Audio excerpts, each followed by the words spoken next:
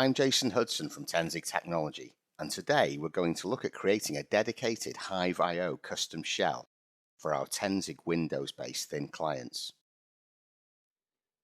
Creating a custom shell gives us the ability to launch our user's desktop to run a single application at login, so that our end users only get access to what they need and nothing more.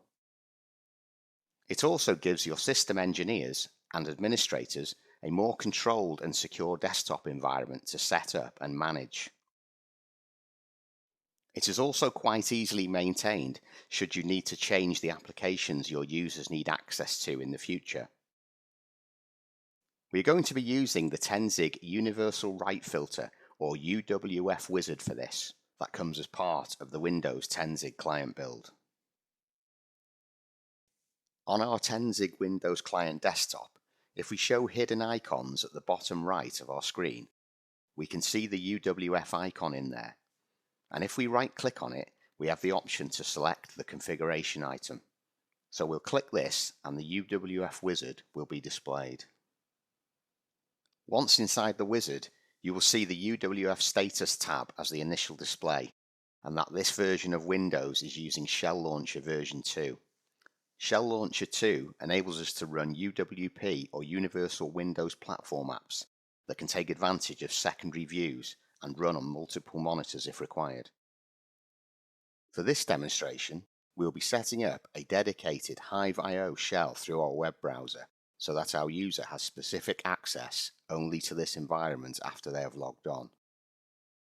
To begin with, we need to specify our default shell to be explorer.exe, so we have the ability to still control the Windows environment should we have any problems. So we click on Open File and select explorer.exe from within the Windows folder, and then click Default Shell. You will be asked if you're sure, so we click Yes.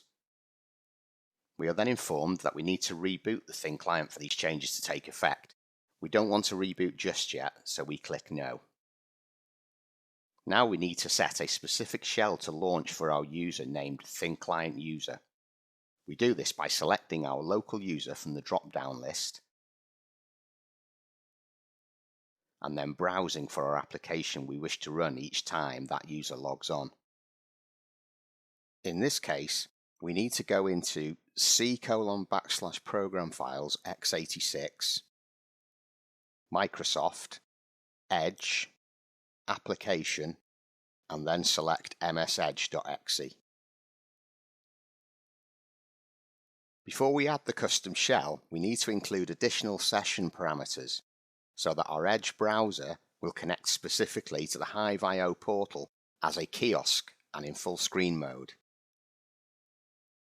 I'm just going to paste these parameters in here. We click Add Shell and answer yes to the question, and click No because we don't want to reboot just yet. Now, in the Shell Launcher status window below, we click Enable, say yes, and answer yes to the reboot question, and wait for the client to boot back up again.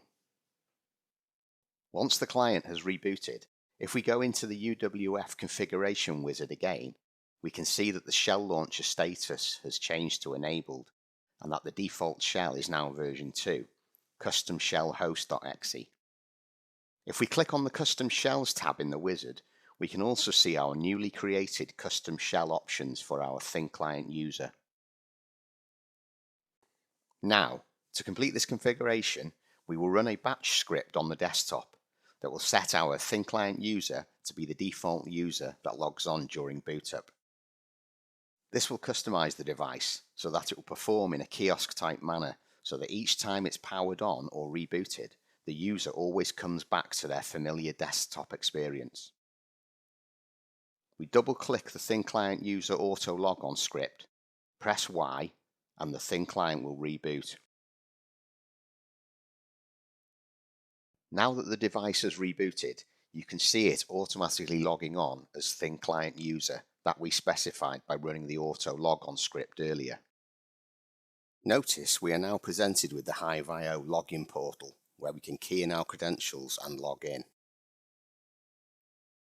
I'm just using my standard username and password assigned to me by HiveIO for this. Once logged in successfully, I get access to the Windows desktops assigned to my user account. Notice that my published desktop has two available connection types, an HTML5 one or the traditional RDP connection. If we select the RDP connection, then an RDP connection config file is downloaded to our local machine that we can open and then connect to our HiveIO virtual desktop.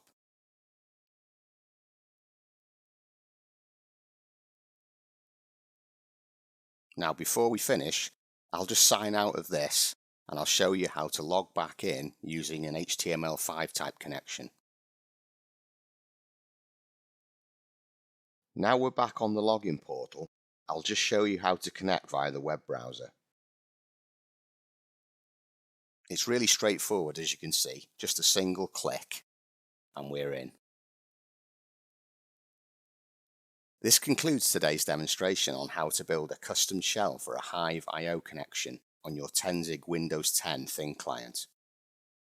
I hope you enjoyed the session, and remember, if you have any questions regarding this or related topics, then please contact your Tenzing team or visit the website at www.tenzing.com.